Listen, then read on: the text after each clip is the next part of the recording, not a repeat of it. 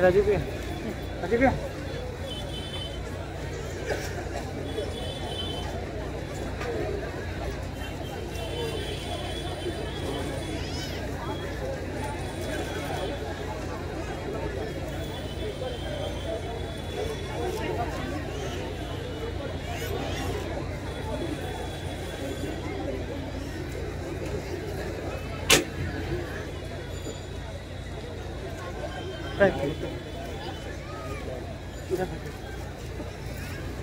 राजू पर चेहरा दिखाई नहीं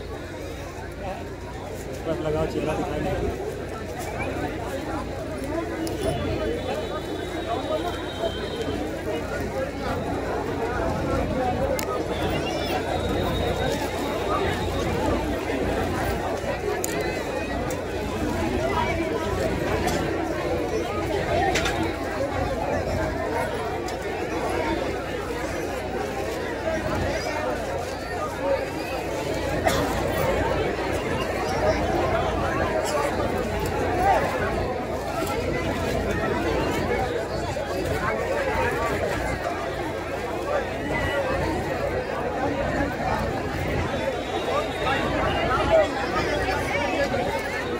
ये सुन भैया, ओए सुन भैया, सुन भैया, पकड़िए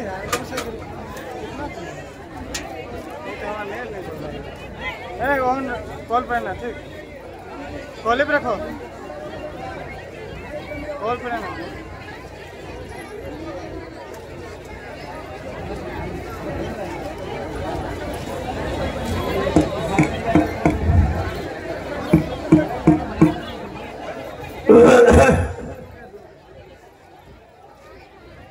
सभी लोग बैठ जाओ,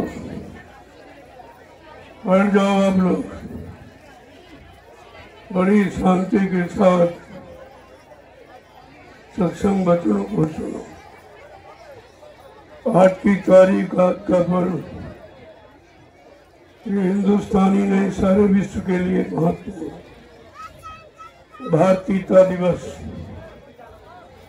इसके बारे में किसी ने आज तक विचार नहीं किया।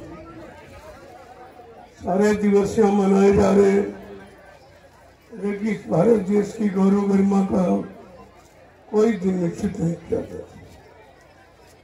जब मैंने देखा इस पर किसी की दृष्टि नहीं जा रही, कोई विचार नहीं कर रहा है, तो हमको इस दिवस की बात कहनी पड़ी।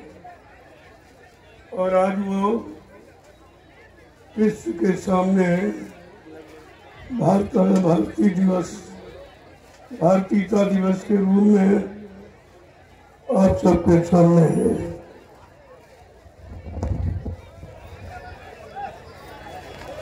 जब धर्म की हानि होती है, मानवता इंसानियत खतरे में पड़ जाती है। माँ बहन बेटी की पहचान मानव के मासिक से समाप्त हो जाती है। तो हमारा इतिहास बताता है कि परमात्मा की तरफ से कोई न कोई शक्ति आती रहती है, वो भी मनुष्य रूप में।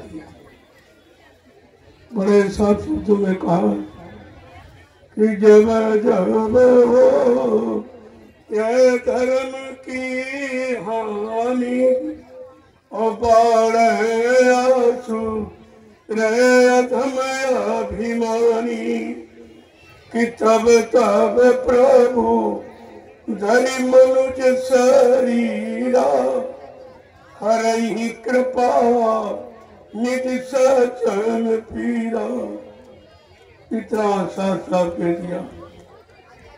हमारे धार्मिक देश मजहबी मुल्क ये भारत धर्म भूमि है। धर्म के लिए भगवान राम को राम से लड़ाई लड़नी पड़ी। धर्म की स्थापना के लिए भगवान कृष्ण को महाभारत करना पड़ा। ऐसे धर्म नहीं आया, लेकिन आज कलयुग का धर्म कुछ और कह रहा है। वो हिंसा हत्या को नहीं मंजूर कर, तो ये कलयुग में संत अवतार है। अन्य युगों में ऋषि मुनियों का अवतार, अवतारी शक्तियों का। लेकिन कलयुग में संत होता है।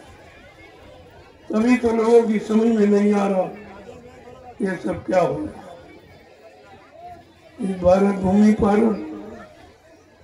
संतों का आवागमन रहा, लेकिन गुप्त रूप में, प्रकट रूप में तो कलयुग में आए और प्रकट रूप में संदेश दिया। घूम घूम कर सारे हिंदुस्तान में कोई प्रांत, कोई जिला, तहसील, ब्लॉक, शहर, कस्बा, गली का कुछ छोड़ा नहीं है जहाँ पर ये समय है कि मानवता, इंसानियत, प्रेम, प्यार, मोहब्बत, सेवा, दया, सदाता, परमात्मा की यादगार, माँ बहन, बेटी बहू की पहचान का संदेश न दिया और सबको बताया कि मानव ये पंचभौतिक शरीर बड़े स्वभाव से मिला। ये किस काम के लिए मिला इसे तो कोई जानता है, कोई बिरला समझ रहा है। हम आप केवल यही समझते हैं कि मानव शरीर हमको 6 काम के लिए मिला: आहार, निद्रा, भय, मैथुन, खाना पीना, सोना, कमाना, मल मूत्र त्याग करना और औलाद बच्चे पैदा करना। इसके अलावा अपने मानव जीवन का कोई अर्थ ही नहीं जाना और न किसी ने आपको बताया।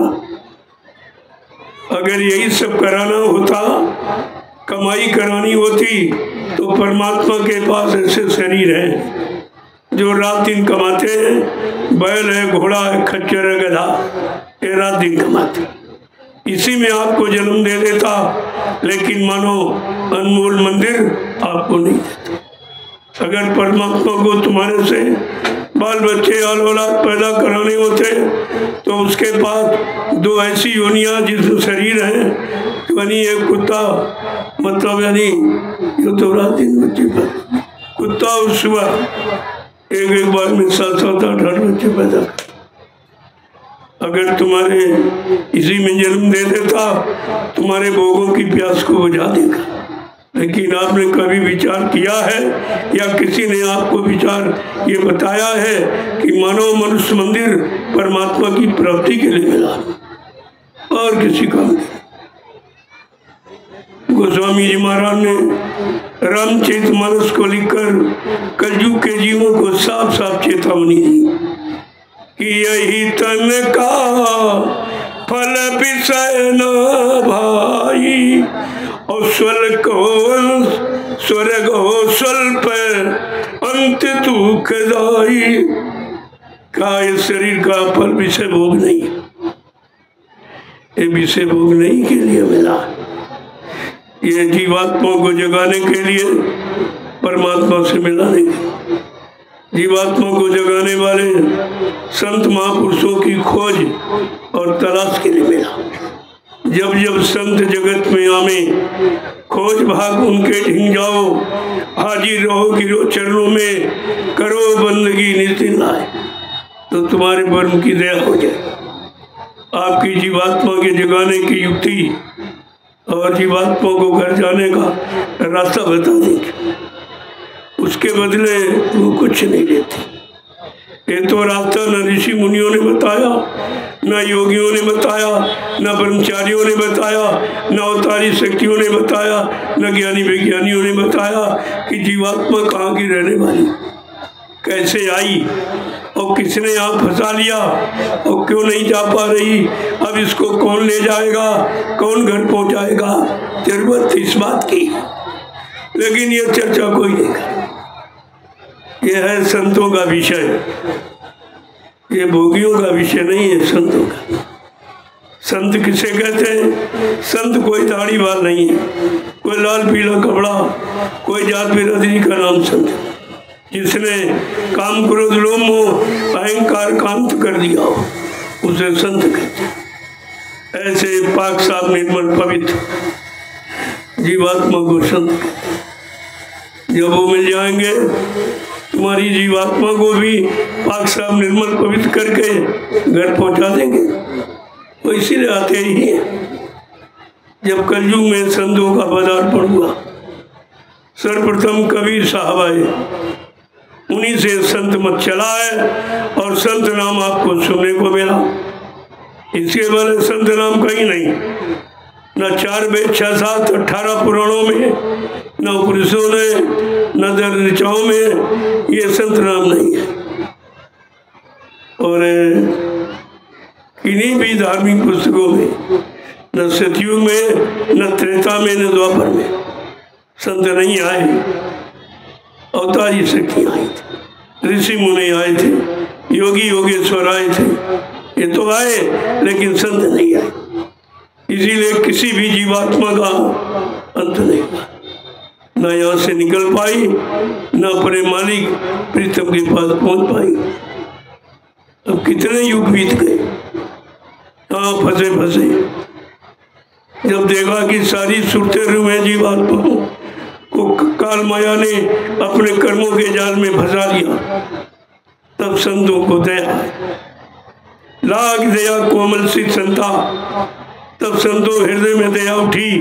उन्होंने अपना सत्यलोक मंडल छोड़कर इस मृत्युलोक मंडल में हम सब जीवात्माओं के काल माया के हवाले देख करके लेने के लिए, छुटकारा दिलाने के लिए, जन्म मरण से रहित करने के लिए। यह काम कोई नहीं कर सकता और न ये कोई चर्चा आपको सुनाना। वो तो आपको शरीर इंद्रियों वाले कर्म बता रहे हैं। किसी आप विद्वान से पूछो कि धर्म किसे कहते, तो कहेगा पूजा करो, पाठ करो, तीर्थ करो, व्रत करो, हवन जब तब गंगा स्नान करो। अरे भाई, करो माने कर्म होता है और धर्म माने धर्म होता है। जो धारण किया जाए, अपने जीवन में उतारा जाए और एक एक वचन को अपने जीवन का आधार बना के निकाला जाए, तो उसको कहते धर्म। यानी धर्म माने व्यवस्था, ये व्यवस्था का नाम धर्म है।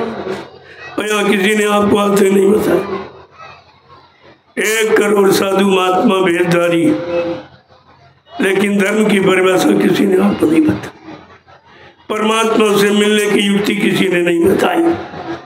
राजपाट, धन दौलत, मान सम्मान और पत्नी बाल बच्चे मिलाने की तो युक्ति बताई, लेकिन जीवात्मा को जगाने की, परमात्मा से मिलाने की कोई युक्ति नहीं बताई। ये कितना बड़ा अनर्थ है आपके साथ, लेकिन आप अभी तक नहीं समझ पाए। ये संतों की दया है जो समय से आ गई और ये राज खोल दिया। ये जीवात्मा का राज, परमात्मा के मिलन का राज उन्होंने खोला। ये जीवात्मा, ये तो परमात्मा का अंश है, ये तो काल माया का देश। न परमात्मा ब्रह्मा की है, आत्मा न ब्रह्मा की है, न आत्मा विष्णु की है, न आत्मा शंकर की है, न रामकृष्ण की है, न देवी देवताओं की। आत्मा है सत्पुरुष की। तो शायद किसी ने आपको बताया होगा, किसी ने नहीं बताया। ये सत्पुरुष की, ये अनामी महाप्रभु की। आज भूमंडल पर अनामी महाप्रभु प्रभु नाम लेके क्यों आया? इसकी क्या जरूरत पड़ गई? जब लोग सतयुग के हरि नाम को भूल गए, त्रेता के राम नाम को भूल गए, द्वापर के कृष्ण नाम को भूल गए, तब कलयुग में संतों ने, अनामी महाप्रभु ने प्रभु नाम यहाँ पर लाया, प्रभु नाम को जगाया, प्रभु नाम को सिद्ध किया, प्रभु नाम का प्रचार कराया और जीवात्माओं को प्रभु नाम से जगाया और प्रभु नाम का बेड़ा भवसागर में लगाकर इन जीवात्माओं को घर पहुंचाने का वादा किया। ऐसे नहीं वादा किया। ये कितना बड़ा काम है जो हम सबके युगों युगों का बिछड़ा काम, और किसी ने राजा को बताया नहीं। और जबकि सारा खेल शरीर में जीवात्मा का, अगर जीवात्मा जिस शरीर से निकाल दिया जाए वो शरीर तुरंत मुर्दा हो जाए, तुरंत मुर्दा। जीवात्मा के द्वारा सारी सृष्टि ये चेतन यानी जिंदा दिखाई दे रही, और उसके बारे में किसी ने आपको नहीं बताया कि सृष्टि की का चेतन रूप किसके द्वारा है। ये कौन सी ऊर्जा ताकत है जो जड़ शरीर को चेतन बना के चला रही, काम नहीं रही। लोगों ने इस पर कोई विचार नहीं किया। आज आपको ये मौका मिला है तो अपने आप को बड़ा भाग्यशाली समझ रहे। भगवान रामकृष्ण को गुरु ही मिले, लेकिन तुम कितने भाग्यशाली हो कि तुम्हें कलयुग में सतगुरु मिले। सतगुरु, गुरु माने ज्ञान कराने वाला, राजपाट धन दौलत मान सम्मान अधिकार दिलाने वाला, पद पत्नी बाल बच्चे दिलाने वाला। लेकिन सतगुरु, सत माने ईश्वर और गुरु माने मिलाने वाला। जो ईश्वर ब्रह्म पार ब्रह्म महाकाल और सतगुरु से मिलाए, दर्शन दीदार कराए प्रेमियों, उसको कहते सतगुरु। ऐसा समृद्ध मालिक अब की बार भूमंडल पर आया है जिसकी जानकारी बहुत कम लोगों को। जबकि बाबा जय गुरुदेव जी महाराज ने 10 जुलाई 1952 से लगातार मुतवातिर कंटिन्यूस ये संदेश लोगों को दिया, सबको बताया, लेकिन समझ में तो किसी किसी के आया, कोई नहीं समझ पाया। 60 बरस हो गए उनको सुनाते सुनाते समझाते। 10 जुलाई 1952 से 2012 और 12 साल से मैं आपको ये सुना रहा हूँ लीला के बाद का। एक बार कहा फिर इनको अवसर दे दो, मेरे बच्चों को याद करा दो, इनको बता दो, अगर भूल भ्रम में पड़ जाएंगे फिर ये मानव शरीर बार बार नहीं मिलेगा। आप जो सोचते हो कि फिर मिल जाएगा, ऐसा नहीं है। गोस्वामी जी महाराज ने साफ साफ रामचरित मानस के उत्तरकांड में सब को लिखा, सारे प्रश्नों का उत्तर और सारी समस्याओं का समाधान उन्होंने उत्तरकांड में सब दे दिया। कि कबहू कारी करुणा नरे ही और बिन हेतु सने ही। कभी कभी करुणा निधान कृपा दया मेहरबानी करके हमें आपको मानो अनमोल मंदिर दे देता कि जाओ आपकी बात किसी संत महात्मा की तलाश करके जीवात्मा के घर का रास्ता पूछ ले। वो रास्ता बताने आए हैं और साथ साथ में घर पहुंचाने भी आए। कितना बड़ा काम और कितना सरल कहती, लेकिन समझ में नहीं हो गया। ये 3 युगों से इसी जड़ पूजा में फंसे पड़े हैं। ये चेतन की बात तो जानते ही नहीं। मैंने पूछा, रे भाई चेतन काम करेगा कि जड़, मुर्दा काम करेगा जिंदा, पत्थर काम करेगा कि कागज कैलेंडर काम करेगा कि तीरथ मूर्त काम करेगा? इतनी छोटी बात समझ में ना आई, जड़ और चेतन का अंतर नहीं समझ पाए।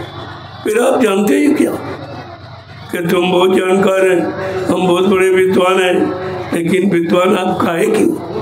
काले अक्षरों के। इसीलिए संत महापुरुषों ने इशारा करके बताया कि 4 वेद 6 7 18 पुराण 19 उपनिषद और 36 ऋचाएं, इनमें परमात्मा प्राप्ति की युक्ति नहीं है। संसार के भोग पाने की युक्ति है। 1 लाख श्लोक है चारों वेदों में, 1 लाख 80,000 तो कर्म कांड के, 16,000 उपासना कांड के, 4,000 मात्र ज्ञान कांड के श्लोक। वो भी संसार का भौतिक ज्ञान, शरीर इंद्रियों का ज्ञान, लेकिन आत्मा का ज्ञान इनमें नहीं। तभी तो संतों ने कहा, वेद थके ब्रह्मा थके और थकी गए शेष महेश, और गीता का जहाँ गम नहीं वो संतों का देश। उत्तर से संत महापुरुष आते जहाँ इनकी किसी की पहुँच नहीं। न ब्रह्मा पहुँचे, न विष्णु, न शंकर, न राम, न कृष्ण, न देवी, न देवता। ये तो बीच के लोगों में। ब्रह्मा जी ब्रह्मलोक में आए, विष्णु जी विष्णुलोक में, शिव जी शिवलोक में, राम जी साकेत लोक में, कृष्ण जी गोलोक में, देवी देवता देवलोक में। लेकिन तुम्हारी जीवात्मा तो सत्यलोक की रहने वाली है। जब तक सत्यलोक सचखंड अनामी धाम से कोई नहीं आएगा, तब तक ये जीवात्मा को घर नहीं पहुंचा सकता। लोगों कितना बड़ा काम था। संतों की दया कृपा मेहरबानी हुई कि वो कलयुग में आए। सतयुग त्रेता द्वापर अच्छे युग थे, अच्छी उम्र वाले, अच्छी मन की ताकत वाले, इंद्रियों में संयम त्याग वैराग, अच्छा खान पान करने वाले, अच्छे कर्म करने वाले, लेकिन संत नहीं आए थे, इसलिए उनका काम नहीं हो पाया। जीवात्मा का काम नहीं। राजा बन गए, धनी मानी बन गए, लेकिन सामान मिल गया, सम्मान मिल गया, लेकिन भगवान नहीं मिला, जिसके लिए मानो ये मंदिर परमात्मा ने दिया अपने को पाने। ये बना बनाया मंदिर, इसके बारे में तो कुछ जानते नहीं हो। अरे ये पंच भौतिक शरीर, जल पृथ्वी अग्नि वायु आकाश, 5 मसालों को मिलाकर विचित्र कारीगरी से परमात्मा ने अपने हाथ से इस मंदिर को बना के तैयार किया और अपनी मूर्ति, चेतन मूर्ति, जीवात्मा इसी मंदिर में बैठा दी। इसमें सच्ची मूर्ति बैठी, और सच्ची मूर्ति वो झूठी मूर्ति के आगे प्रणाम करती, वहाँ झुकती है, वहाँ श्रम समय पूंजी खराब कर रही है, क्योंकि जानकारी नहीं है। और जानकारी देने आए तो तुम उनके पास से नहीं आते हो, उनकी सुनते ही नहीं हो। अब वो तो बिना पैसे का सौदा दे दें, कोई दान नहीं, कोई दक्षिणा नहीं, कोई धोती रोटी लंगोटी नहीं, वो तो मुफ्त में बांटते हैं। नाम दान, वो परमात्मा प्रभु के नाम को दान के रूप में देते। अन्य लोगों में जो समय से नाम आए और कान में सुनाया तो दक्षिणा जरूर ले। राजपाट धन दौलत सब दान में ले देगा विश्वामित्र ने, हरिश्चंद्र का सब कुछ ले लिया, लेकिन फिर भी बेचारा कंगाल हो गया, दर दर की टोकरें खा रहा, भिखारी बना दिया, लेकिन जीवात्मा का कल्याण नहीं कर पाए, क्योंकि ये अधिकार उनको नहीं था। ये बात तो आपको समझनी चाहिए। मैं 12 वर्ष से लगातार ये संदेश पूरे हिंदुस्तान को दे रहा हूँ कि आप चेतन हो सकते। जीवात्मा चेतन है, परमात्मा चेतन है, परमात्मा का लोक चेतन है, परमात्मा का जगाया नाम चेतन। चेतन से चेतन का काम करो और जड़ से जड़ का काम करो। मना कौन करता? अरे भाई, घर गृहस्थी परिवार में बाल बच्चों की खिदमत सेवा के लिए आप खेती करो, दुकान करो, दफ्तर करो, बिजनेस व्यापार मजदूरी करो, हम कब मना करते? लेकिन सच्चाई, ईमानदारी, मेहनत से करो, ताकि किसी का कर्म कर जाना चलने पाए। इस बात का ध्यान रखो।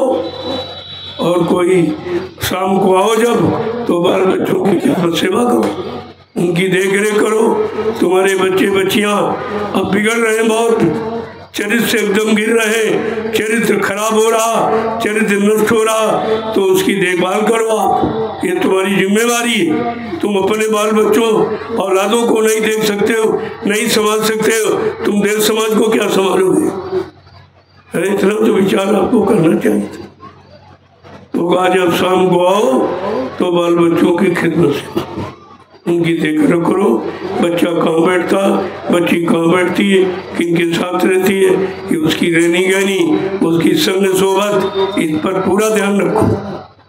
बिगाड़ तो इसी बात का कि आपने ध्यान दे दिया, वो बिगड़ गया सब। ये स्वतंत्रता, आज़ादी, ये बर्बादी का कारण बन जाती है। और जब शाम को भोजन के पहले, सोने के पहले इसी मनुष्य मंदिर में आत्मा से परमात्मा का भजन करो। देखो कितना सर, कोई सामान आपको कहीं नहीं लाना, और कोई सामान कहीं चढ़ाना नहीं। इसको चढ़ा दे, उसी परमात्मा का दिया वो उसी को लौटाते हो। ये सब उसी का दिया, ये शरीर भी उसी का, और सामान जो जितना देख रहे हो सब उसी का दिया, तो उसको तुम क्या दे सकते हो? उससे लेना सीखो, कैसे लिया जाए। वो महात्मा बताएंगे कि परमात्मा कैसे लिया जाता है। परमात्मा से मांगने और लेने की विधि और तौर तरीका, उपाय क्या है, वो तो संत महात्मा बताएंगे। जिन्होंने परमात्मा को पाया वो आपको बताए। जब शाम को घर आओ, खेती दुकान दफ्तर बिजनेस व्यापार मजदूरी से, तो तो बाल बच्चों की देख रेख करो और भोजन के पहले और सोने के पहले 1 घंटा इस मनुष्य रूपी मंदिर में आत्मा से परमात्मा का भजन करो तो सारी मुसीबत खत्म हो जाए। कोई बीमारी, कोई परेशानी, कोई दुख तकलीफ नहीं। रामचरितमानस को तो पढ़िए, उत्तरकांड में क्या लिखा? पूजा के बारे में तो कुछ नहीं लिखा, लेकिन भजन के बारे में लिखा है कि ऐसे बीन हरि भजन खगेसा और मिट्टी है नची वन के कलेसा। कितना साफ शब्द कि मानव जीवन में आने वाले जितने क्लेश, कष्ट, मुसीबत, बीमारी, महामारी, लड़ाई झगड़ा, दैवी पुरको, दुर्घटना, काल, मौत, ये भगवान के भजन से टल जाएंगे। आप पढ़ते ही नहीं कुछ, अपने मतलब की, अपने काम की चीज तो पढ़ते नहीं, और न तुमको कोई बताता है, क्योंकि अगर बता देंगे तो राज खुल जाएगा, फिर उनको दान दक्षिणा कौन देगा? रोटी रोटी लंगोटी कौन उन्हें देगा? तो उन्होंने तो अपना काम बनाना आपसे सीख लिया, लेकिन तुमने अपना काम उनसे नहीं सीख पाया, नहीं पूछ पाए कि भाई घर गृहस्थी परिवार तो मेरे पास है, जमीन दुकान मकान भी मेरे पास, बाल बच्चों के लिए सब कुछ इंतजाम, ऐसा करो। मेरे पास एक चीज नहीं है कि जीवात्मा को जगाने का, परमात्मा से मिलाने की युक्ति नहीं, कृपया आप युक्ति दे दीजिए। तो तुरंत आपको पता चल जाता कि असली है कि नकली है, ये सत्य है कि झूठा है, ये झूठा है, ये सब जानकारी आपको मिल जाती। लेकिन जब कोई बताने वाला होगा तभी आप प्रश्न भी कर सकते, ऐसे आप प्रश्न नहीं कर पाओगे। तो एक ही वचन को अगर ध्यान रखते तो कुछ करना ही नहीं था, सब कुछ करा कराया आपको दिया। जब हमारी आपकी जीवात्मा ने माँ के गर्भ में ये वादा किया, जो गोस्वामी महाराज ने लिखा कि गर्भ की स्थिति बड़ी दयनीय होती, मुंह नीचे पैर ऊपर होते, माँ का मलमूत्र बच्चे के मुंह पर से गुजरता रहता। अब कितनी गंदगी बदबू होगी, असहनीय पीड़ा है ये। गोस्वामी महाराज लिखा है, जन्मत मरत असह दुख हुई, जन्म मरण की असहनीय पीड़ा, इस पीड़ा को दूर करने का तौर तरीका विधि आपने किसी से पूछा? 1 करोड़ लाल पीले कपड़े दाढ़ी बाल रखाए घूम रहे, इनसे पूछो कि जन्म मरण से छुटकारा कब मिलेगा और कैसे मिलेगा? क्या तुम्हारे पास कोई भक्ति की कोई शक्ति है तो हमारा काम कर दीजिए, ये पूछा जाएगा।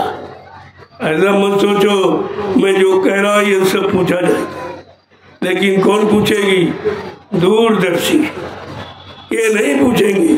ये लोभी लालची झूठे वादे और कसमें खाने वाले ईश्वर की शपथ खाकर और कसम खाते और ईश्वर से भी धोखा देते।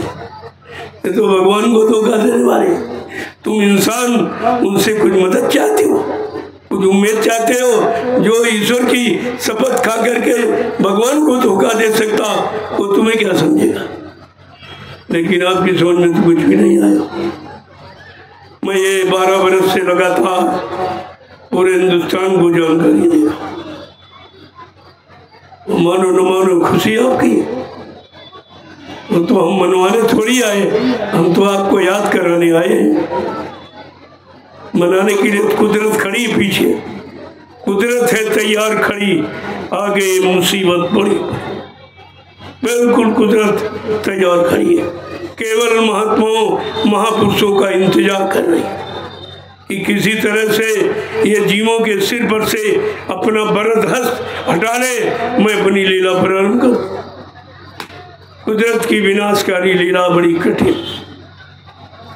महाभारत को लोग नहीं देख सके, राम रावण संग्राम को नहीं देख सके, ये विनाशकारी लीला कुदरत की ही थी। जब लोग अच्छी नेक भली धर्म कर्म की बात नहीं मानी, माँ बहन बेटी की पहचान भूल गए, तब कुदरत को ये खेल करना पड़ता है। आज तो बहुत आया था, आज तो कुछ कहा ही नहीं जा सकता। सारी सीमाएं टूट गई अत्याचार की। अनाचार की, पापाचार की, भ्रष्टाचार की, मांसाहार की, ये सारी सीमाएं टूट चुकी।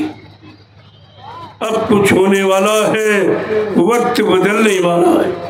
बाबा जी जो कुछ कहते हैं सब सच होने वाला है, इधर उधर नहीं होने वाली। तो मैं आज ही एक नए शब्द की स्थापना, जो सारा विश्व जानता नहीं, कोई नहीं जानता, न कोई महात्मा न कोई नेता। ये भारतीयता दिवस, स्वतंत्रता दिवस, गणतंत्र दिवस, शिक्षक दिवस, जन्म दिवस, मृत्यु दिवस, ये तो सब मनाते हैं। लेकिन भारतीयता दिवस, जिस देश में रहते हो उस देश की गौरव गरिमा क्या है? ये भारत देश विश्व का गुरु, अध्यात्म से विश्व का गुरु पहले भी रहा है और आगे भी रहेगा। ये बीच में जो बिगाड़ दिया है ये किसने? नेता शब्द ने। नेता शब्द जो आया हमारे देश में कभी नहीं, ये शब्द कभी नहीं, न सतयुग न त्रेता न द्वापर, 5500 वर्ष कलयुग के निकल गए, लेकिन नेता शब्द कभी नहीं। हाँ, नेता को एक को तो माना गया, नेता सुभाष चंद्र बोस, जिनके पास देश का नेतृत्व करने की क्षमता, शक्ति थी, नेतृत्व करने, उसे नेता कहते। जिसमें 14 गुण होते हैं वो देश का नेतृत्व कर सकता, और इनमें 2800 गुण है। ये समाज और परिवारों का नेतृत्व, इंसानों का नेतृत्व नहीं कर पा रहे, तो ये सब देश का नेतृत्व क्या करें? अरे आपको इस पर विचार करना चाहिए। परमात्मा ने आपको भी तो बुद्धि दी है, अरे बुद्धि का प्रयोग करो भाई। ये परीक्षण का यंत्र है, आपको इसीलिए दिया कि अच्छे बुरे की पहचान, पाप पुण्य की पहचान, शुभ अशुभ की पहचान, जड़ सूद की पहचान करो। इसके लिए परीक्षण यंत्र, और इसका आपने नहीं प्रयोग किया तो इसकी भी सजा आपको मिलेगी कि हमने तुमको अनमोल परीक्षण का यंत्र दिया, बुद्धि, और तुमने उसका कोई सदुपयोग नहीं किया। सब बुरे कर्मों में, सब स्वार्थ लोभ लालच में किया, लेकिन परिवार सेवा धर्मार्थ में कभी आपने नहीं प्रयोग किया। फिर मतलब क्या हुआ इसका? तो लोगों को अब ये समझ लेना चाहिए। ये अंतिम चेतावनी है जो मैं दे रहा हूँ, और हिंदुस्तान का विश्व में कोई नहीं था, ये किसी के पास नहीं है, और ये जनमत भी किसी के पास। आज आप देख रहे हो जनमत, क्या मीडिया पत्रकार गिन सकता? ये सब फेल, इस जनमत ने मीडिया पत्रकार को फेल कर दिया, उनकी कोई क्षमता नहीं। मारे डर के इसीलिए तो आता नहीं मेरे पास। इनकी बात तो बहुत भीड़ है, वाकई देखो, मैं कोई भीड़ किराए की लाया हूँ क्या? मैंने डीजल पेट्रोल इनको दिया या रुपया पैसा दिया? ये सब अपनी गाड़ी कमाई खर्च करके आए हुए देखिए इनके अंदर, और एक आवाज़ पर खड़े हो जाते, एक आवाज़ पर बैठ जाते। अगर इनसे कह दूं तो क्या नहीं करेंगे, ये सब कर डालेंगे, लेकिन संत महात्मा ऐसा कोई कार्य करने नहीं आते, वो देश को सुख शांति देने कहते हैं भाई कि संतों का काम है देश को सच्ची सुख शांति देना। संत सहाय दुख परहित लागी, और पर दुख है तो संत बागी। दूसरे के दुख और कष्ट मुसीबत को हरने के लिए आते, खत्म करने के लिए आते, वो देने के लिए नहीं आते, वो यहाँ लेने के लिए नहीं आते। न राज न पार न धन न दौलत, जिसके पास परमात्मा नाम की शक्ति, वो इसको क्या करेगा? गंदगी को देगा। लेकिन फिर भी तो आप नहीं समझ पाते। इसलिए आज भारतीयता दिवस के पावन अवसर पर ये संदेश सारे विश्व को जाएगा। ये लगा हुआ बच्चों ने लगाया, ये देखो इसको, ये सीधा प्रसारण करेगा। हम आपको मानने के लिए मजबूर कर देंगे, आज नहीं तो कल। तुम कहाँ जाओगे भाग? तुम्हारे पीछे ही तुम्हें खड़ा हूँ। और अच्छे नेक भले काम के लिए खड़ा हूँ, अपने स्वार्थ लोभ लालच के लिए नहीं खड़ा। हमको तो कुछ नहीं चाहिए, लेकिन ये प्रेमी मानते नहीं, कहते नहीं नहीं हमारा 1 रुपया 2 रुपया 10 50 100 1000 ले लीजिए और किसी अच्छे काम में लगा देना। ये कहते हमारे पास समय नहीं कि घर गृहस्थी परिवार बाल बच्चों को छोड़कर आपके साथ चलो। तुमने अगर ऐसी कोई श्रद्धा सेवा भाव है तो मैं आपका परमात्मा लगा दूंगा। तो ये सब जो ये सेवा देते हैं, मैं नैमिषारण्य जो 88,000 ऋषियों की तपोभूमि है वहाँ पर मैंने सब लगा दिया। आप चल के देख लीजिए। मैं एक प्रमाण प्रस्तुत कर रहा हूँ कि दान उस जगह दो जहाँ दान का सदुपयोग। अब आँख बंद करके दान दोगे, अगर गलत काम में लग जाएगा उसके उपभोक्ता आप भी बने, आपको भी भोगना पड़े। आपके पैसे से यानी गंदा खान पान होता है और शराब ज़्यादा पी ली तो मर्डर कर देगा, तो वो सज़ा किसको मिलेगी? जिसने शराब पीने के लिए पैसे दिए। इसलिए दान भी आँख खोल के करो, आँख बंद करके नहीं। कलयुग में तो दान लिखा ही नहीं, साफ साफ लिखा कि कलयुग योग यज्ञ नहीं दाना और एक आधार नाम गुण गाना। न यज्ञ है, न जप है, न तप, न पूजा है, न पाठ है, न दान है, केवल क्या है कि बड़ा साफ शब्द में दिया, यही कलिकाल न साधन दूजा, मन क्रम वचन गुरु पद पूजा। इस कलयुग में मनसा वाचा कर्मणा गुरु की पूजा। पूजा माने उनके वचनों को मानना, उनके आदेश हुक्म का पालन करना, ये पूजा। पुण्य जा, पुण्य वाले दया के, सेवा के, प्रेम के, सदाचार सद्व्यवहार के जब तुम्हारे अंदर भाव पैदा हो जाए वहीं से पूजा की शुरुआत मानी जाती। यहाँ तो किसी में नहीं हुआ कि शराब पीते पूजा भी करते, कोई कहने वाला कोई रोकने वाला, न राजा न प्रजा, तथा राजा तथा प्रजा और धर्मी राजा धर्मी प्रजा। अगर राजा धार्मिक होगा तो धर्म का प्रचार करेगा, धर्म को प्रमुखता देगा। लेकिन गोस्वामी जी महाराज को इसीलिए लिखना पड़ा रामचरितमानस कि कलयुग का धर्म कैसा है? स्वार्थ, लोभ लालच, अन्याय, छीना झपटी, चोरी डकैती, कत्ल बलात्कार, ये रास्ते बनाते। कलयुग का धर्म ये है। अगर सच्ची सही परिभाषा धर्म की बताई गई होती तो आज हमारे भारत देश की यह हालत नहीं। क्यों? भारत देश सबसे अच्छा होता। क्यों अच्छा होता? कि भारत देश के सामने 3 युगों का अच्छा इतिहास है, सतयुग का, त्रेता का, द्वापर का। इसको तो सबसे अच्छा होना चाहिए और सबसे खराब क्यों हो गया? इसका मतलब है इसने किसी युग की शिक्षा और सिद्धांत वसूलों को नहीं माना। ये साफ जाहिर है, आपने किसी युग की शिक्षा ही नहीं और किसी युग का परिणाम नहीं माना। हिरण्यकशिपु को क्यों मारा गया? रावण जैसे धनवान बलवान बुद्धिमान को क्यों मारा गया? और कंस और जरासंध को क्यों मारा गया? ये तो इतिहास आपका बता रहा। अगर ये कर्म आप करोगे तो आप भी नहीं बचोगे। तो कुदरत का फैसला वो बिल्कुल एक समान होता। वहाँ कोई छोटा बड़ा गरीब अमीर, पढ़ा लिखा अनपढ़, हिंदू मुसलमान, स्त्री पुरुष का कोई झगड़ा। कर्म प्रधान विश्व रचना का, जो जस करी सो तस फल जाका। कितना साफ। भगवान राम ने कहा मैंने विश्व की रचना कर्मों के आधार पर की, तुम जैसा कर्म करोगे मैं वैसी आपको उसका परिणाम दे दूंगा।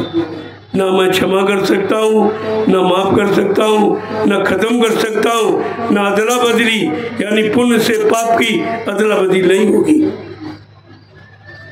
अच्छे का अच्छा और बुरे का बुरा अलग अलग। तो सब आपको सोचना चाहिए।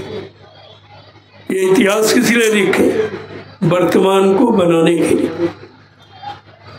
ये जो भूतकाल के इतिहास है अपने वर्तमान को बनाने के लिए लिखा कि तुम इनको पढ़ लो, वो घटनाएं अपने शरीर से न होने दो जो आपको वो सजा मिले जो उनको मिली थी। लेकिन कोई नहीं विचार करता, ना कोई विचार करता, ना विचार कोई करवाता। जब राजा धार्मिक नहीं तो प्रजा में धर्म का विचार कैसे होगा? प्रजा धार्मिक कैसे बनेगी? वो तो राजा पर आधारित है। और जब जब राजा किसी मुसीबत में गया, कोई मतलब यानी नीति अनीति को समझने नहीं लगा, भूल गया और धर्म को भूल गया और मानवता इंसानियत को भूल गया और प्रेम प्यार मोहब्बत सेवा दिया, सदाचार परमात्मा की यादगार को भूल गया, माँ बहन बेटी बहू की परख पहचान को भूल गया, तो उस समय के महात्मा गुरुओं ने अपने राजा को समझाया ये काम महात्माओं का। महाभारत रोज देखते पढ़ते हो, लेकिन समझ क्यों नहीं पा रहे? तुम्हारे पढ़ने का मतलब क्या कि आप कुछ समझते ही नहीं हो। उसमें जब अधर्म पर सब तुल गए और सबने समझाया और किसी ने माना नहीं और वो भी बेचारे उसी में शामिल हो गए, अधर्म में वो भी शामिल हो। लेकिन नहीं, समझाने वाला कोई था। बीज हान कभी नहीं सत्य की होती, धर्म की कोई था। वो कौन था? महात्मा विदुर। उसने कहा था हे राजन, ये अधर्म है, अगर अधर्म पर आप चलोगे न राज्य रहेगा न पुत्र रहेंगे, तुम्हारा कुछ नहीं बचेगा, तुम्हारे यहाँ सिर्फ कलंक और बदनामी के अलावा कुछ नहीं लगेगा। महात्मा विदुर ने समझाया और जब नहीं माने तो उन्होंने इस्तीफा दे दिया। लेकिन तुम्हारे यहाँ किसी मंत्री ने इस्तीफा दिया है? विदुर जी तो महामंत्री थे, उन्होंने इस्तीफा दे दिया कि ऐसे अधर्मी राजा के राज में हम काम नहीं करें, जहाँ कोई नीति नहीं है, जहाँ कोई सिद्धांत नहीं। लेकिन तुम्हारे यहाँ किसी मंत्री ने इस्तीफा दिया, सब उसी के सहयोगी हो, सब उसी के समर्थक सही। और गोस्वामी महाराज ने क्या लिखा? जा सुराज प्री प्रजा दुखारी, सो न पवस नरक अधिकारी। जिसके राज में प्रजा दुखी वो राजा नरक में जाए। क्या ये इन्होंने नहीं पढ़ा? ये सीताराम के पुजारी सीताराम की जय जयकार करने वाले क्या श्री रामचरितमानस को नहीं पढ़ते? अरे श्री रामचरित मानस ही श्री राम है और श्री राम ही श्री रामचरितमानस है, ये क्यों बोलते? बड़े साफ शब्द में लिखा है, जिसके राज में प्रजा दुखी वो राजा नरक में जाए। अरे वो तो जाएगा और ये समर्थक सहयोगी ये भी उसी में चले जाएंगे, तभी चले। आपको विचार करना चाहिए, ये विचारने में चाहिए, ये उच्छृंखलता नहीं, गंभीरता का विचार। जब गंभीरता से विचार करोगे तो सब आपकी समझ में। मैं तो बहुत सीधी सादी भाषा का प्रयोग करता हूँ ताकि सब लोग समझो, किसी को किसी तरह की कोई परेशानी कोई परेशानी ना। बहुत सरल शब्दों का प्रयोग होता है। आज ये भारतीयता दिवस, पहले मतलब समझ लो इसका। मैंने पिछली साल इसी 15 सितंबर 2023 को एक घोषणा की थी, वो सारे विश्व के लिए थी कि अगर आप सच्चे भारतीय हैं तो अपनी पहचान बनाओ। किसी देश में आप चले जाओ, उस देश की पहचान वहाँ की वेशभूषा से। ये वेशभूषा क्या? और तुम्हारी कोई पहचान है? जो ऋषि मुनि महात्माओं ने तुमको वेशभूषा दी थी, सादगी, कुर्ता धोती, कमीज पैजामा, पगड़ी टोपी और लंगोटी, ये आपको दिया। यह है भारतीयता, ये भारतीय पोशाक, ये भारतीय वेशभूषा आपकी इतनी सरल कि तुम्हारे मन को शुद्ध रखने वाली और जो देखेंगे उनको भी शांति मिले। लेकिन तुम तो अभी अंग्रेजों के गुलाम हुआ। पहले अंग्रेजों के गुलाम थे व्यक्ति के, अब उनकी व्यवस्था के गुलाम। ये पैंट पतलून जो आप पहनते हो और टाई और कोट, ये अंग्रेजों की पोशाक, ये आपकी नहीं है। आपको कतई नहीं धारण करना चाहिए। जब अंग्रेजों को भगाने में आपने कितनी कुर्बानी की है, कितनी माताएं निपूती हो गई, कितने बहनों का सुहाग लुट गया, तब आज़ादी आपको मिली थी, लेकिन आपने उसका कोई महत्व नहीं समझा। अब भी आप उनके गुलाम हो, ये वेशभूषा के गुलाम हो, खान पान के गुलाम हो। ये अंडा और मुर्गा और इंग्लिश दारू ठंडी बियर क्या है? ये सब विदेशी हो गया, जो तुम्हारी बुद्धि को खराब करने का, तुम्हारे तन मन धन सबको खराब करने का। आप खान पान के गुलाम हो। आप हिंदुस्तान में रहते हो, तुम्हारी मातृभाषा हिंदू और संस्कृत, लेकिन तुम अंग्रेजों की भाषा को प्राथमिकता दिए हो। अभी तुम गुलाम हो भाषा के, तुम भाषा के गुलाम हो, तुम उनके खान पान के गुलाम, उनकी वेशभूषा के गुलाम, तो तुम कहाँ आज़ाद हो? जरा हमें बता दीजिए, कौन सी आज़ादी आपके पास? तो मैंने 15 सितंबर 2023 को ये घोषणा की थी कि हम भारतीय हैं। हम भारतीय पुरुषों को अपनी भारतीय सादगी पोशाक बना, सादा जीवन उच्च विचार, ये है उन्नत का आधार। ये गांधी जी का सिद्धांत था। और ये गांधी की फोटो तो नोट पर छाप दी, लेकिन शिक्षा एक भी नहीं मानती, एक भी नहीं। वो तो बहकाने बरगलाने के लिए ये सब तुम्हारे सामने नाटक किया जा। इनके चरित्र में कुछ नहीं बचा, सब खत्म हो गया। तो मैंने कहा था, आप सच्चे भारतीय हो तो अपनी भारतीय वेशभूषा में आ जाओ। तो हमारे यहाँ लोगों ने धारण कर दिया। और आज मैं भारतीय नारी की बात करूंगा। हमारे यहाँ की नारियों में भी भारतीयता समाप्त हो गई।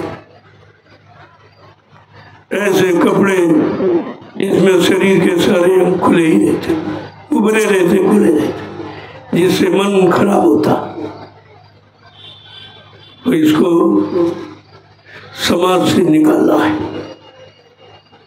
हमारी भारतीय नारी भी सारी बीच नारी साड़ी में सुशोभित, साड़ी में सुशोभित है और सब ढकी हुई था। आज मैंने एक नया प्रमाण आपके सामने भारतीय नारी का रखा है और एक प्रमाण भी प्रस्तुत किया कि इस तरीके से भारत की नारियों को अपने चरित्र की रक्षा के लिए ये धारण कर लेना चाहिए। अगर चरित्र बचाना है और ध्रुव प्रहलाद समान बच्चे पैदा करना है, तो आपको भारतीय नारी के रूप में आना पड़ेगा। इसलिए मैंने भारतीय नारी के बारे में कुछ कहा भी है, कुछ करके दिखाया भी, प्रमाण भी प्रस्तुत किया। ये सब पूरे हिंदुस्तान में जाएगा और इसके बाद सारे देश में चला जाए। और धीरे धीरे आप देखते रहिए कि भारत की नकल सब करें। क्यों? भारत धार्मिक मुल्क है, भारत योग भूमि है और दुनिया के जितने देश भारत को छोड़कर सब भोग भूमि के नाम से जाने जाते हैं। भारत योग भूमि, लेकिन तुमने इन नेताओं ने इसको भी भोग भूमि बना दिया। सब भोग का सामान, सारे बीज खत्म कर दिए और मतलब यानी सारी औजारें, ये औषधियाँ जो आयुर्वेद की थी वो सब समाप्त कर दी। सब व्यापार विदेशियों से हो, विदेश को संपन्न बना रहे, भारत को कंगाल कर रहे। एक तरह से नहीं, हजारों तरह से मैं बता दूंगा, मुझे सब मालूम है। धीरे धीरे आपको सब बताऊंगा।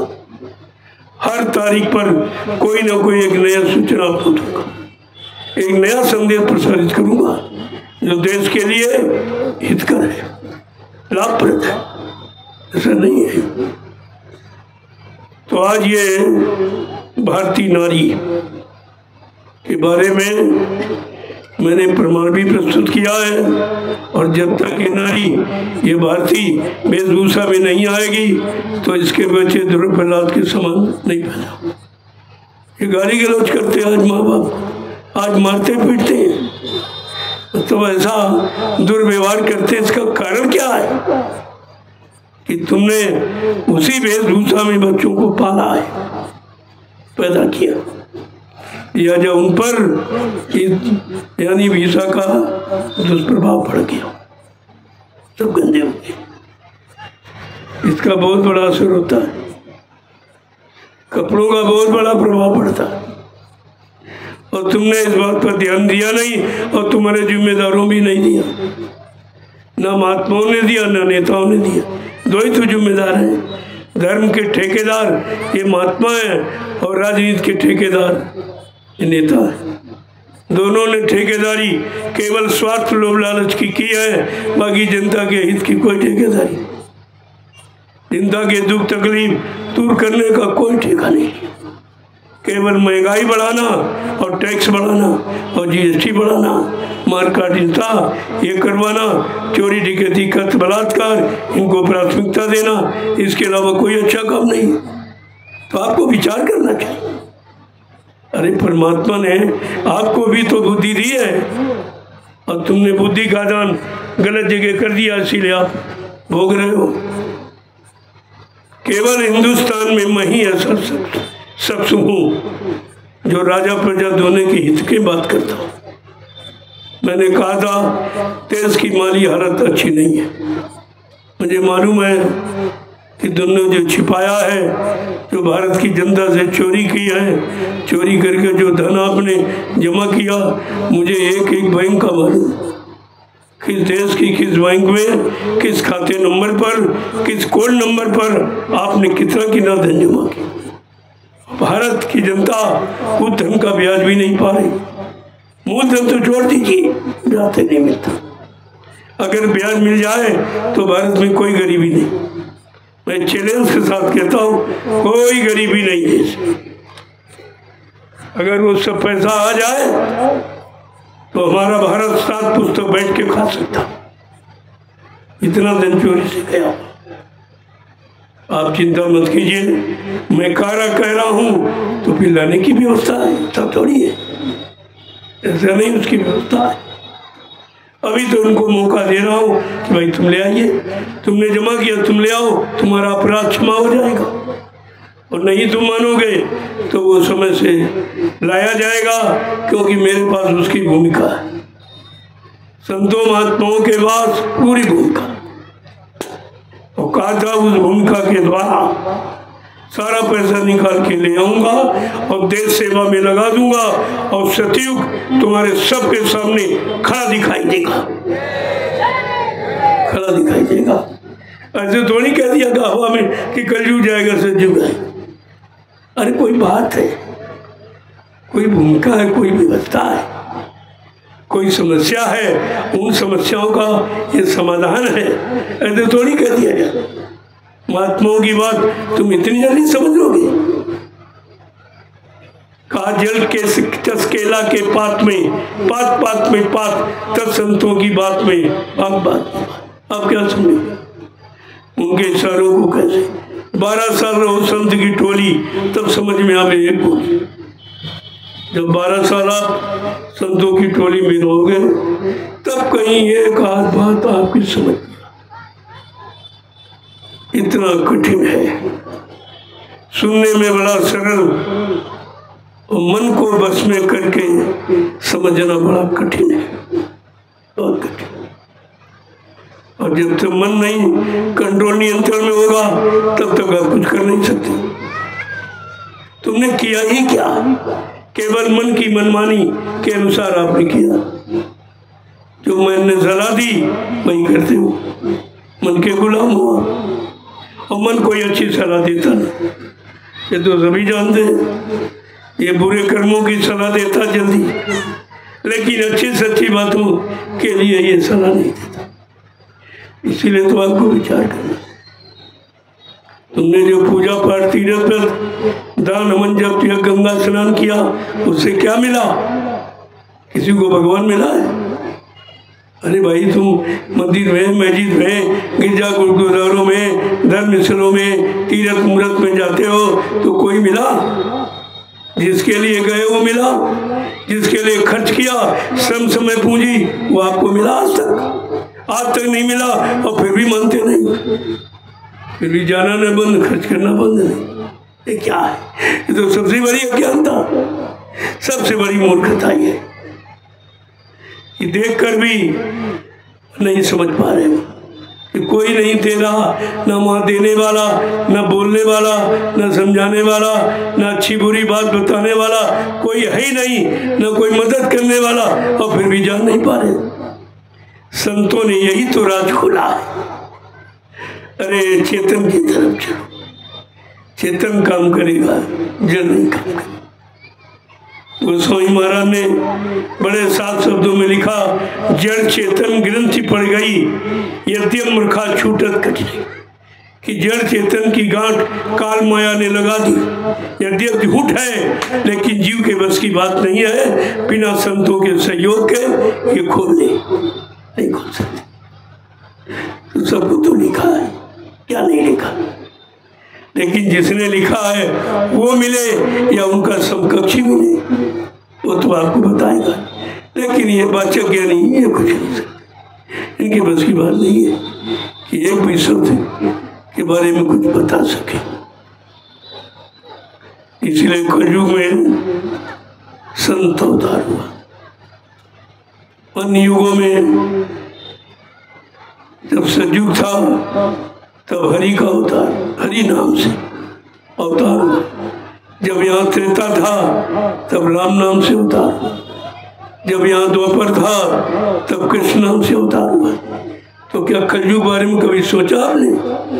जब हरि का अवतार अलग अलग है काम करने वाला, तो कलयुग का तो कोई है ही नहीं अभी, न किसी ने आपको बताया है।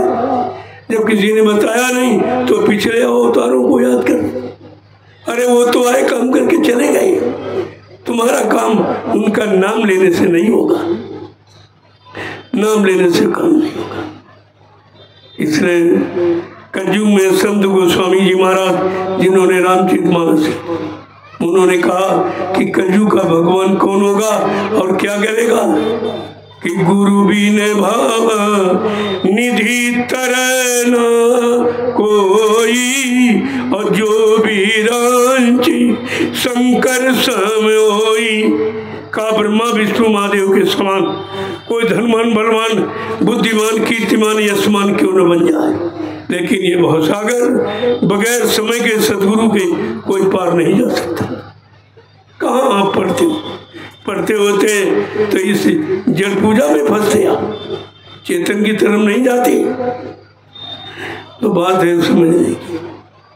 इसलिए अन्य युगों में ये काल शक्तियां थी, काल अवतार। आज कल युग में संत दयाल अवतार। दयाल माने माफ करने वाला, सबको क्षमा करने वाला, सबके पापों को यानी माफ कर दे और सबकी जीवात्मा को जगा के परमात्मा से मिला दे, उसको संत दयाल अवतार कहते हैं। ये अवतार ये काम करने आए, लेकिन आपको तो कुछ पता नहीं है, जानकारी नहीं है और कभी जानकारी करने की कोशिश भी नहीं करते, क्योंकि तुमको इसके बारे में कुछ पता ही नहीं। तो फिर पता क्या है? जब अपने बारे में, अपनी जीवात्मा के बारे में कुछ नहीं मालूम, फिर तुम्हें मालूम क्या है? क्या मालूम? जब अपना नहीं जान पाए दूसरे कैसे जान लो? अपना दुख नहीं दूर कर पाए तो दूसरे का दुख दूर कैसे कर दोगे? इसलिए आज ये भारतीयता दिवस के पावन अवसर पर हम सब भारतवासियों को संकल्प लेना कि हम अपनी पहचान, हम भारतीय हैं, अपनी पहचान रखें। पहचान वेशभूषा से होती, तो धोती कुर्ता, कमीज पैजामा और सदरी टोपी पकड़ी और लंगोटी, आपकी पहचान। अगर इसमें आप आ जाओ, देखो देश समाज का कितना सुधार हो। आपको कुछ करना नहीं है, केवल महात्माओं की बात को समझ लेना। कपड़े तो आप पहनते ही, कितने महंगे, एक जीन्स पैंट जितने में पहनते हो उतने में एक साल पूरा नए कपड़े पहने, और कुर्ता पैजामा कभी नहीं पहनोगे। और ये विदेशी कपड़े, वो ठंड प्रदेश के, मोटा कपड़ा जीन्स, ये ठंड प्रदेश का, और तुम गर्म प्रदेश में रहते हो, तभी तो ये चर्म रोग की बीमारी बढ़ रही है। दांत खाज, खुजली, एक्जिमा जैसी, मतलब ये कुष्ठ, ये सफ़ेद कुष्ठ और काला कुष्ठ और लाल कुष्ठ, ये सब तुमको परेशान कर। अभी क्या, अगर आपने ये बंद नहीं किया, अपनी भारतीय वेशभूषा में नहीं आए, तो ये सब बीमारियां आपको घेर लेंगी, निकलना मुश्किल हो जाएगा आपको। क्योंकि इस मोटे कपड़ों में न तो हवा लगती न प्रकाश लगता। जहाँ हवा प्रकाश नहीं लगती वो पौधा पीला हो जाता, कमजोर हो जाता, कभी फल नहीं देता। ये नपुंसकता का भी लक्षण है। ये नपुंसक बनाने का ये विदेशियों की चाल आई है, आप समझी नहीं पा रहे। अभी ना रोग की दवा पिलाई जाए, इनको पोलियो पिला दो, इनको ये पिला दो, इनको ये सब क्या है, वैक्सीन लगवा दो, टीका लगवा दो। इसका एकमात्र है काम जनसंख्या कम कर, और कुछ नहीं। देख रहे हो जिन्होंने वैक्सीन लगवाई, सब हार्ट के पेशेंट, सब हार्ट के हृदय के लोग मरीज, सब मर रहे हैं बेचारे। अब कोई नहीं कहने वाला, न कोई पूछने वाला, न कोई कहने वाला। आपको तो विचार करना चाहिए। जब इनके पास कोई योजना, पहले नसबंदी चलाई, ऑपरेशन करवाया, ये गर्भपात कराया, बाल बच्चों को ऐसे करवा दिया, जिंदा ही मरवा दिया, मार डाला। ये सब अत्याचार, अनाचार जो पापाचार हुआ है, इससे क्या देश खुशहाल होगा? क्या इंसान खुशहाल होगा? और तुम्हारा राजा ये सब करवा रहा। जय गुरुदेव, जय गुरुदेव, जय गुरुदेव। नाम किसका? जय गुरुदेव। नाम किसका? प्रभु का प्यारा नाम। जोर से बोलो, सब मिल बोलो, बोलना होगा, अभी से बोलो। दुख दर्द हरेंगे, सब कष्ट मिटेंगे, सुख शांति भी देंगे, सबके दाता, सबके मालिक। प्रेम से बोलो, ये नाम नहीं इंसान का, ये काम नहीं इंसान का। प्रेमियों, भी इंसानों के बस का कोई काम नहीं, चाहे राज का हो, चाहे धर्म का हो, चाहे समाज का हो, चाहे परिवार का, अब इनके बस का कुछ। क्योंकि 72 वर्ष की आज़ादी ये सब परिचय दे रही, कुछ नहीं, सिर्फ चुनाव हुआ, कुछ नहीं। चुनाव पर चुनाव, चुनाव पर चुनाव, सारा देश चुन गया, क्या बचा आपके पास? और ये भी नहीं बताया ये पंचवर्षीय चुनाव कितना महंगा है। राजा बनाने वाला चुनाव कितना महंगा है, किसी को बताया क्या? या किसी ने बताया? तो फिर सब तो दोषी हो। अच्छी सच्ची बात क्यों नहीं बताई? ये जनता से सच्चाई की चोरी क्यों की गई? मैं बता रहा हूँ, 70 अरब रुपए एक चुनाव का खर्चा। मैंने इसीलिए मना किया था। अभी देश पर इतना कर्जा तुम पहले से लदे हो, देश को कर्जदार बना दिया, और ये चुनाव होगा तो 70 अरब रुपये लग जाएगा। इसलिए मैंने मना किया था, जब देश की स्थिति अच्छी हो जाए तो चुनाव करा लेगा। ये तो जनता तुम्हारी है, तुमको वोट दे दी।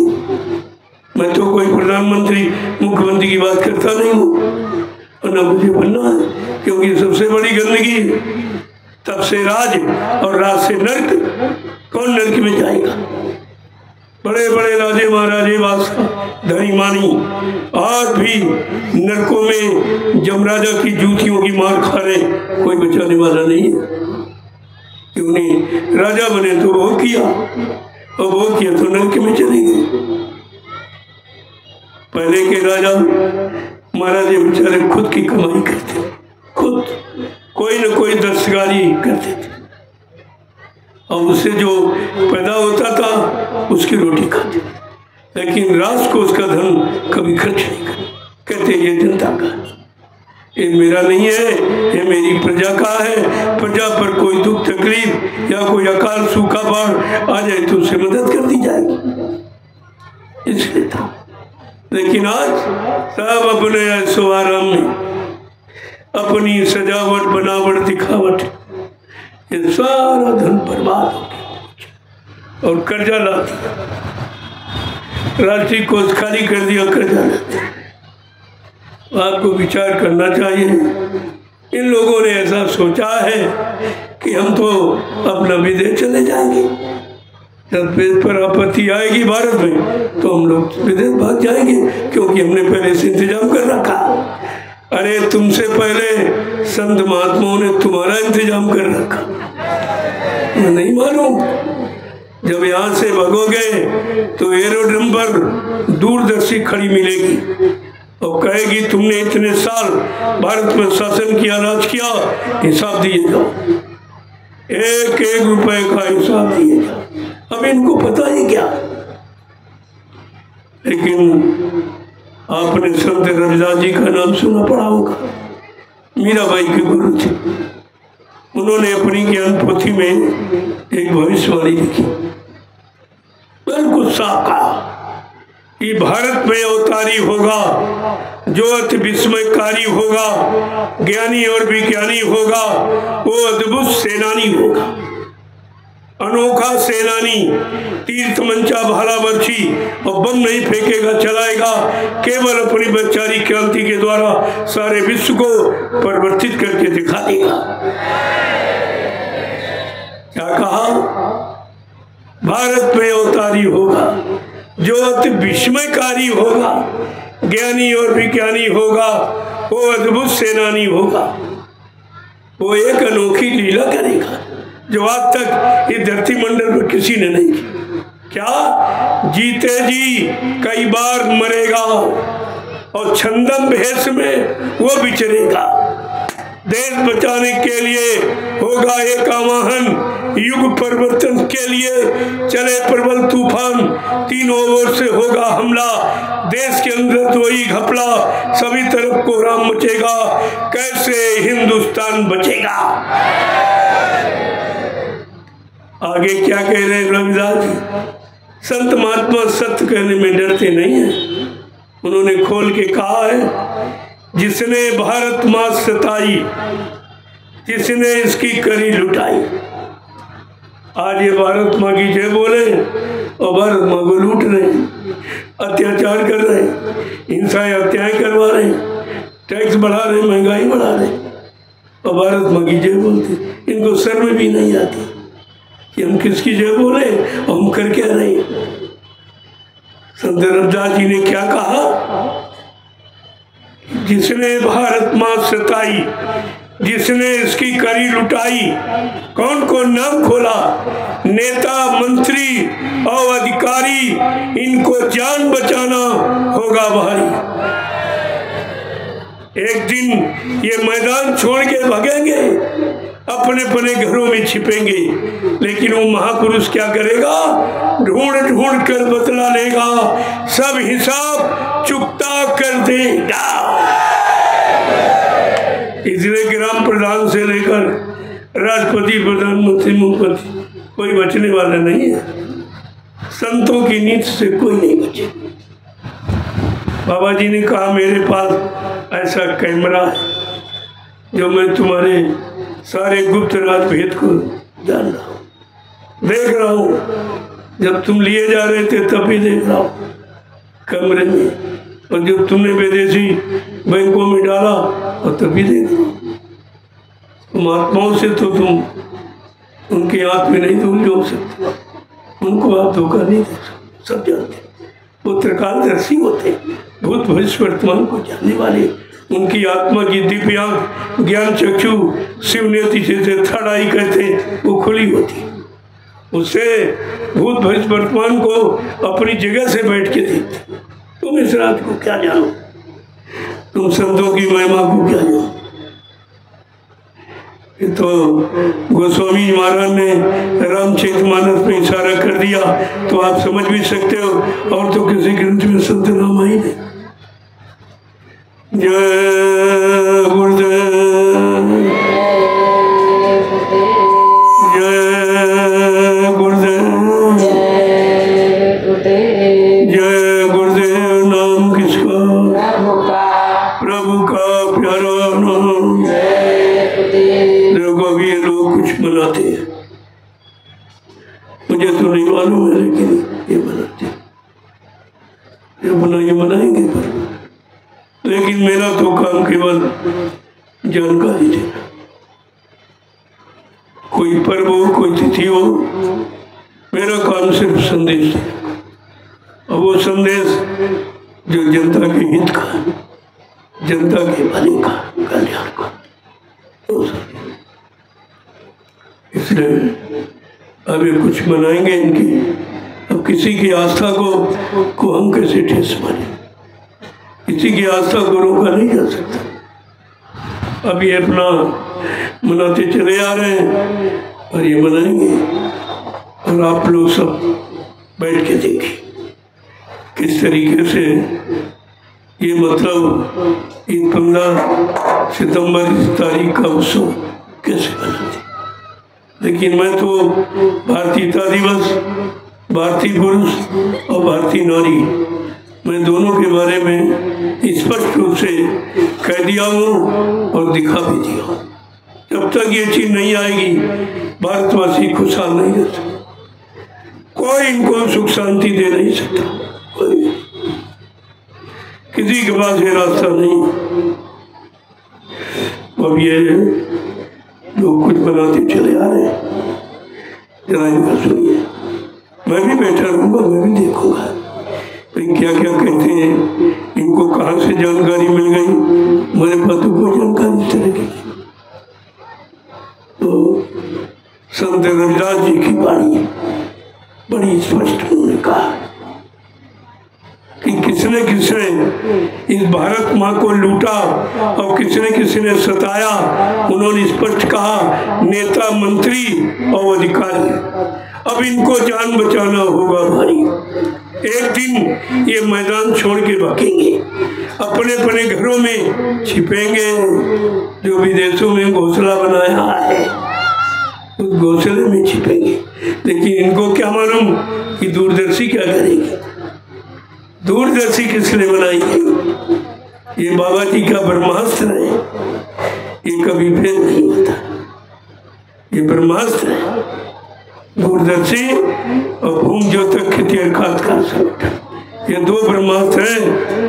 क्योंकि भारत देश कृषि प्रधान देश है, तो इसलिए वो भूम ज्योतक और भारत भर राजनीति का अखाड़ा लोगों ने बना दिया, इसलिए दूरदर्शी को बनाना, ये दोनों की स्थापना की। अब ये प्रेमी कुछ अपना मनाते चले आ रहे हैं, मनाएंगे। आप लोग देखें, इसके बाद प्रसाद देता, ये तो रोज ही, अरे आप घरों में तो रोज ही रहते, लेकिन ये तिथि ये रोज नहीं मिलेगी।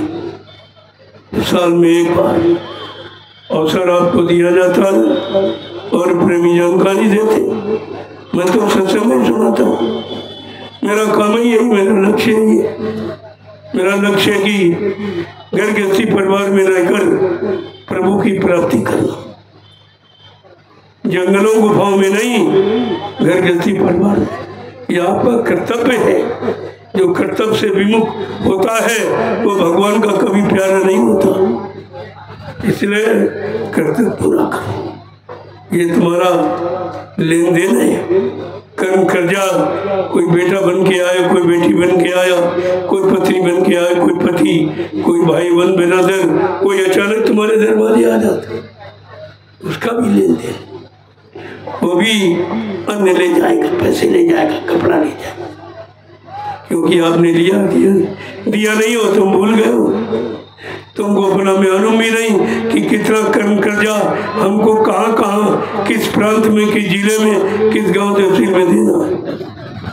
इसीलिए कार्यक्रम, ये अंतरराष्ट्रीय कार्यक्रम, जहाँ जहाँ और जिनके जिनके पास तुम्हारा कर्म कर्जे का लेन देन, वही यहाँ आए हैं और तुमसे उन्हीं को मिलाया गया, उन्हीं की सेवा में तुम्हें रखा गया कि धीरज से अपना कर्म कर्जा उतारो। ये महात्माओं का बड़ा पेचीदा कार्यक्रम है, बड़ा पेचीदा। जय गुरुदेव। अब ये लोग अपना शुरू करेंगे। केक आने में थोड़ा सा लेट है, थोड़ा देर और बोलते रहेंगे, थोड़ा सा केक आने को लेट, थोड़ा सा तो है 7 बजे। जी हाँ, वो है, वो व्यवस्था शुरू करेंगे, थोड़ा देर उनकी व्यवस्था करवा रहे हैं। हाँ हाँ। देखो, संत रविदास जी की वाणी भी अधूरी नहीं गई। उन्होंने ये कहा आगे क्या, ये जो बीमारी जो कोई नहीं जानता था, बाबा जय गुरुदेव जी महाराज ने 2080 में बताया। 80 में कहा हमारी बात मान लो, तुम सब लोग शाकाहारी हो जाओ। अगर शाकाहारी ना हुए तो कुदरत की तरफ से शाकाहारी, सच्चे, ईमानदार और चरित्रवान न बन पाए तो कुदरत की तरफ से भारी बीमारी आ गई। उस बीमारी का नाम है कोरोना। कोई नहीं जानता था, जब बाबा जी ने बताया तो किसी को नहीं माना। कहा कोरोना, कोरोना का मतलब क्या न करो तो बीमारी नहीं आएगी, अगर करते रहोगे तो जरूर आ जाएगी। का अंडा मत खाना, ये मुर्गी का मासिक धर्म है। सबसे बड़ी गंदगी मासिक धर्म की। आपकी पत्नी जब मासिक धर्म में होती तो आप छूते नहीं हो, खाना नहीं, उसके हाथ का खाते हो, का अशुद्ध है। और ये सब मुर्गी का मासिक धर्म खिलाया जा रहा नौजवानों को खिलाया जा रहा। इससे काम नाच रहा है, इससे काम बढ़ता है, क्रोध बढ़ता है, लोभ मोह अहंकार बढ़ता है, और इतना काम बढ़ गया कि देख ले सड़कों पे नाच रहा। माँ बहन बेटी किसी को कुछ दिखाई नहीं देती, एक तो मंदे हो गए। ये अंडे का परिणाम है। और मुर्गा मांस आपके यहाँ कभी नहीं खाया जाता। मुर्गा एक दिन में सैकड़ों मुर्गों पर क्रॉस करता है, इतना कामी होता है। उसका मांस खाओगे तुम भी तो कामी बने हो। ये उसी का परिणाम है जो भोजन आपने बना खराब कर दिया। जैसा करो आहार वैसे बने विचार, और जैसा खाओ अन्न वैसा बने त्रंबन, जैसा पीवो पानी वैसी वो बेपानी। हमारे धार्मिक देश के लिए ये सिद्धांत लागू है, और इसके बरखिलाफ चलोगे तो दुख तकलीफ उठाओगे आप। इन सब होना चाहिए। तो महात्मा तो सब जानते हैं और आगे से आगे आपको बताते हैं, लेकिन आप उनकी बात को मानते नहीं, उन पर आप विश्वास ही नहीं करते। बाबा जी ने कहा अरे अभी तो मैं समझा रहा हूँ, आपको सुना रहा हूँ, बता रहा हूँ और माफ भी कर रहा हूँ, लेकिन अगर मेरी बात न मानी, उन पर विश्वास न किया तो आगे कुदरत तैयार खड़ी। अपने एक डंडे लपड़ थप्पड़ में 20 करोड़ का वारा न्यारा सेकेंडों में कर दी, सेकेंडों। इसने कहा था मेरी बात को मानो, समझ लो तुम्हारे हित की है, अब भी सही सच्चे अच्छे रास्ते पर आ जाओ, पूरा रास्ता छोड़ दो। महात्मा तो अच्छी बात बताते, लेकिन तुमको उनकी अच्छी बात बुरी लगती, इतना खराब समय आ गया कि अच्छी बात बुरी लगती, तो इससे और खराब समय क्या हो सकता, इससे ज्यादा बुद्धि में बिगाड़ और क्या हो सकता। ये सब विचार उन्होंने कहा ये तो सब होगा, लेकिन आगे उन्होंने ये भी कहा है इटली से कोहराम मचेगा, लंदन सागर में डूबेगा, युद्ध तीसरा अति भयंकारी जो होगा भारी संहारी, भारत होगा विश्व विजेता, भारत होगा विश्व का नेता, दुनिया का कार्यालय होगा, भारत में न्यायालय होगा, तब सतयुग दर्शन आएगा, संत राज सुख बरसाएगा, सहस्र वर्ष लगे सतयुग लागे और विश्व गुरु बन भारत जागे। ये सब होगा जो कहा जा रहा, इसको आप नोट कर लीजिए। तो जो कहा गया आप भूल गए और उसी फंस गए आप परेशान, इसलिए जो बताया जा रहा उसको नहीं करो, देख लो होता कि नहीं होता। यहाँ जो कहा जाएगा वही होगा और इसके अलावा कुछ। ये संत वाणी अमिट, संत वचन पलटत नहीं, पलट जात ब्रह्मांड। चाहे ब्रह्म अपनी ब्रह्मांड की रचना में तब्दीली बदलाव क्यों न कर दे, लेकिन संत जो कहेंगे वो करके दिखाएंगे। संतों की जवान दस्तावेज होती, अकाट सत्य से कहते हैं। इन सब समझना चाहिए, समझ लोगे तो काम बन जाएगा, मुसीबत से बच जाओगे, और नहीं तो तुम जानो तुम्हारा काम जाने। लेकिन हिंदुस्तान में कोई ये नहीं कर सकता कि हमको समय से जानकारी नहीं थी, मैंने सब जानकारी थी। तो कहा इटली से कोहराम मचे, ये बीमारी इटली से ही आई थी। बाबा जी ने 80 में कहा भाई अब ये महात्माओं की वचन देखिए कितने अमिट हैं, कितने दूरगामी दूरदर्शी। यही तो बात आपको समझनी चाहिए, लेकिन आप तो जड़ चेतन की बात समझ नहीं पाते। संत महात्मा चेतन उपदेश करते हैं, बाकी जितने आए सब जड़ का उपदेश किए, जड़ का। और आपको ये समझना चाहिए कि जड़ चेतन किसे कहते हैं। भाई शरीर से इंद्रियों से जो पूजा पाठ तीर्थ दान हवन जब या गंगा स्नान करोगे तो क्या मिलेगा? मान मिलेगा, सामान मिलेगा, सम्मान मिलेगा। अगर आत्मा से भजन करोगे तो भगवान मिलेगा। ये भगवान मिलने वाला भजन और मान सम्मान सामान मिलने वाली पूजा, चाहे दोनों कर लो चाहे कर लो, वो तो आप पर निर्भर है। लेकिन महात्मा निंदा आज उतना नहीं करते, दोनों की जानकारी, दोनों की व्याख्या आपके सामने इस पर से कहते कि पूजा का अर्थ क्या है और भजन का अर्थ क्या है, ये सब आपके सामने बयान करते हैं।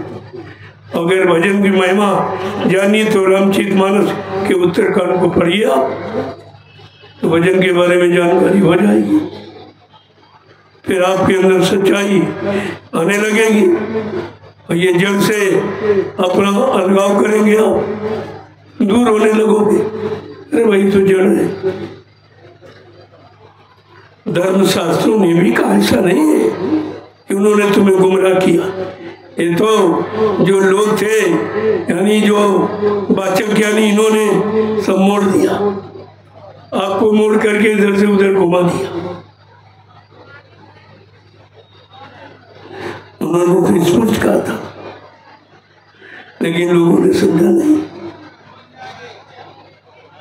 अगर समझ लेते हैं तो ये सब काम बन जाता उनका। जय गुरुदेव। तो कुछ प्रेमी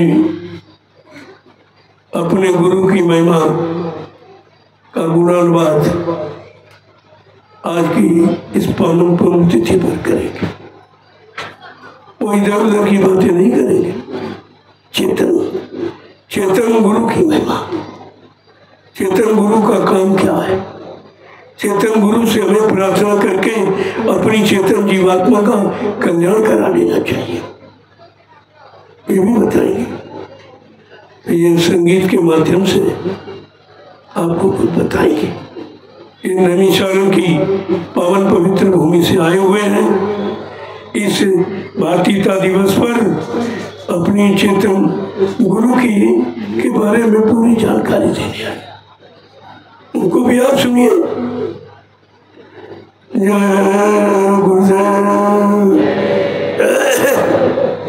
आप लोग सुन करिए भाई, समय ज्यादा हो जाएगा।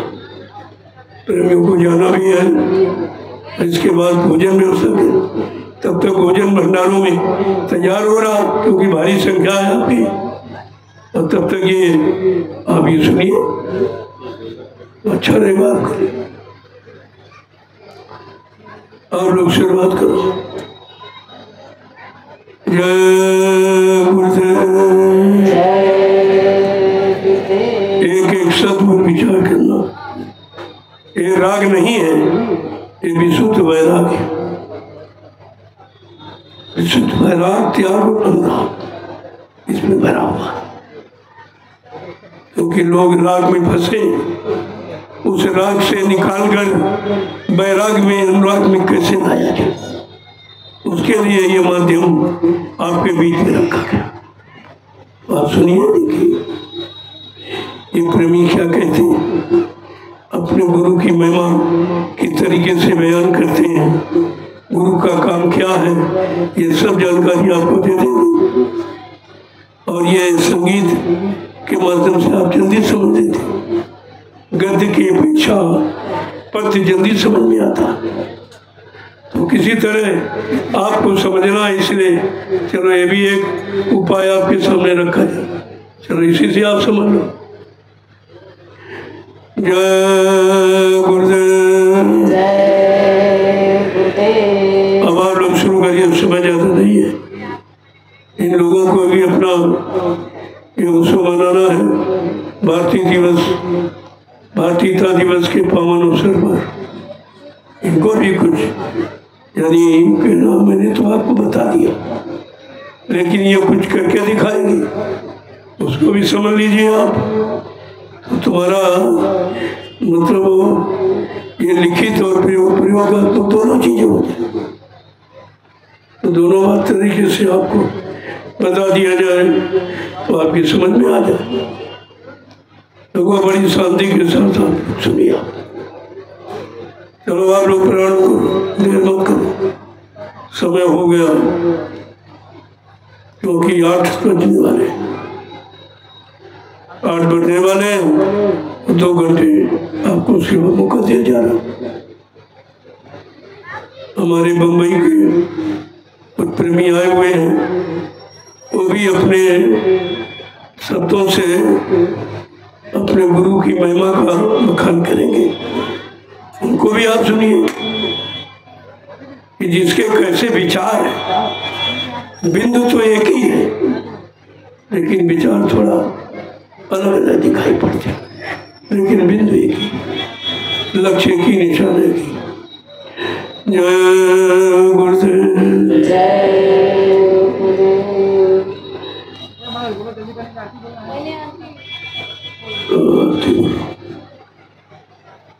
और आरती बोली,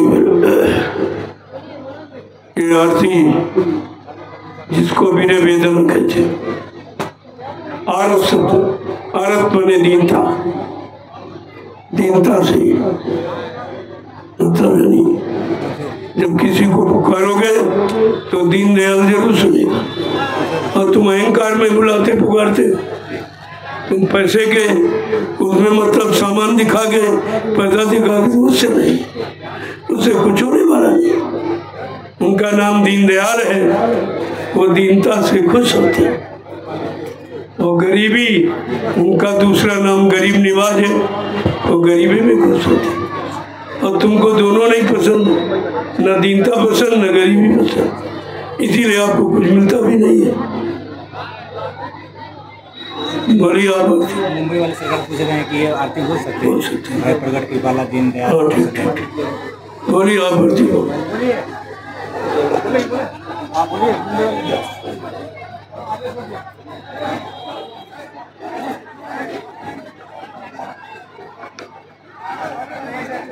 जय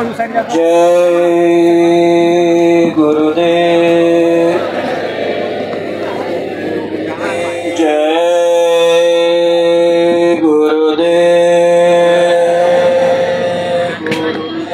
जय गुरुदेव। प्रेम से बोला, प्रेम से बोला,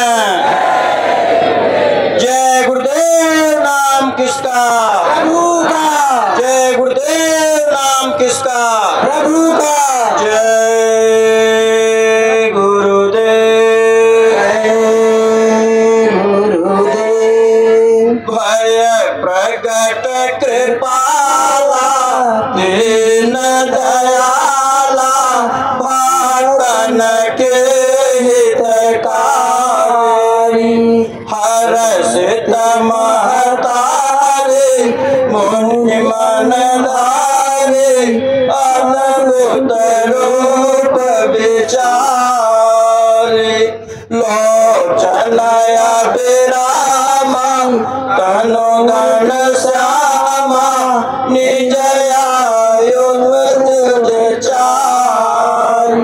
भूषण बनमाला, नैन विशाल, शोभा सिंधु खरारी, कह दोय कर जोरे, आस्तुति तोरे, कहे विद कर हो अनंत, माया गुण तेज आयतयमाना, वेद पुराण तवंता, करुणा सुख सागर, सब गुण याग, जय गावै श्रुति शांता, ब्रह्मादि मत हित लागे, जन अनुरागे, भयउ प्रगट श्री सतगुरु,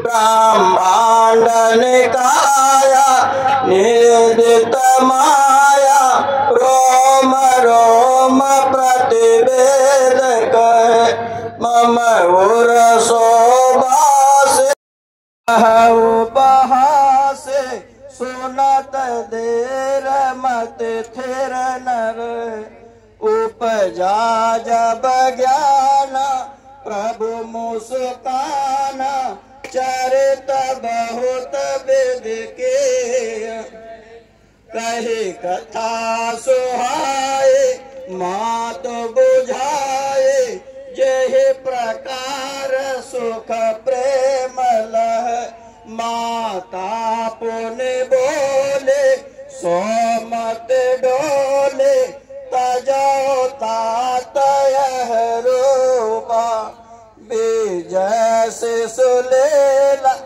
रते सुत देला, यह सुख सरमयनोपा, शुभ वचन सुजाना, रुदन ठाना, होए बालक सुर भूपा।